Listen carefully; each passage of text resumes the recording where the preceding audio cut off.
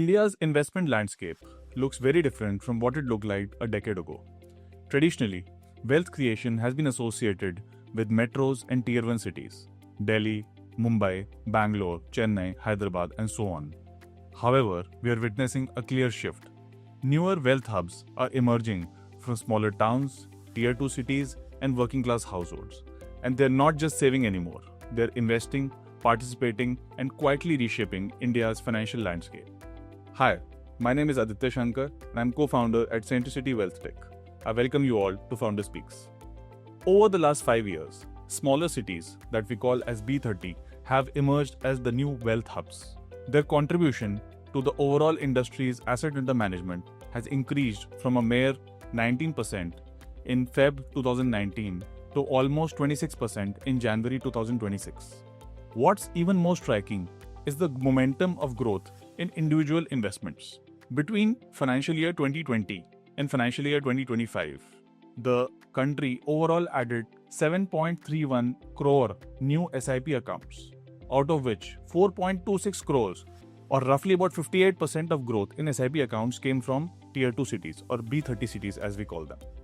This clearly underscores the role that these regions have played in overall AUM expansion and net additions to incremental growth in SIPs. While larger states like Maharashtra and Delhi still hold the highest percentage of mutual fund AUMs, the trend is clearly shifting. Smaller regions like Chandigarh, Himachal Pradesh, Dadra and Nagar Haveli now contribute more than 40% of their AUMs through SIP allocations. Meanwhile, even larger states like Maharashtra and Delhi contribute less than 20% of their overall AUMs through SIP allocations. Overall, mutual fund AUM expansion is spreading far beyond metros and tier 1 cities. Simultaneously, SEBI's investor survey for 2025 shows a very major gap. Around 63% of Indian households, that is almost 213 million households in India, have heard of at least one market-based product. However, only 32 million households have invested in a market-based product. This clearly shows a gap between awareness and actual investment behavior. The survey also shows that rural participation is even lower at a 6% as compared to urban participation of almost 15%. This clearly means that the addressable base of investors in rural as well as tier 2 markets remain considerably large. There are 4 key forces driving this shift. Firstly, income and consumption levels in smaller towns is increasing.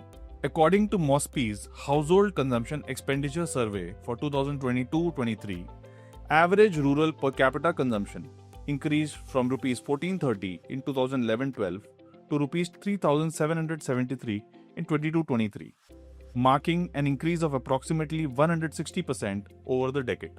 This indicates rising disposable incomes, allowing households to move beyond basic needs and start investing.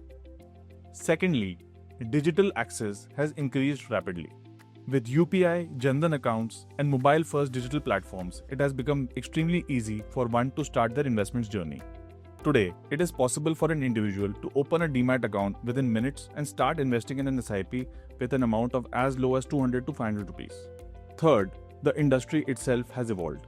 The mutual fund industry has introduced small ticket SIPs, mobile-based platforms, goal-based investing, and targeted outreach in vernacular and non-metro locations. Regulatory support has also enabled lower minimums, better transparency, and wider accessibility. Lastly, and most importantly, government and regulatory policies have been largely focused on financial inclusion.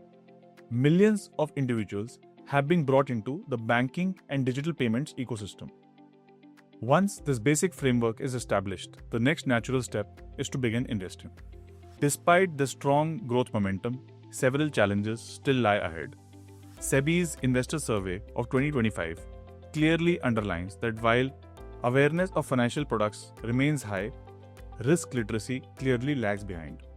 Many investors do not understand clearly the products that they invest in or the risk associated thereof.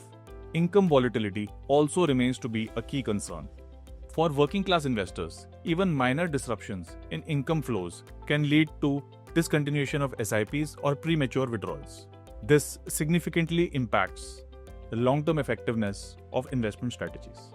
India's next phase of financial growth will not come from Tier 1 and metro cities. It will come from Tier 2, 3, and 4 cities as well as working class investors.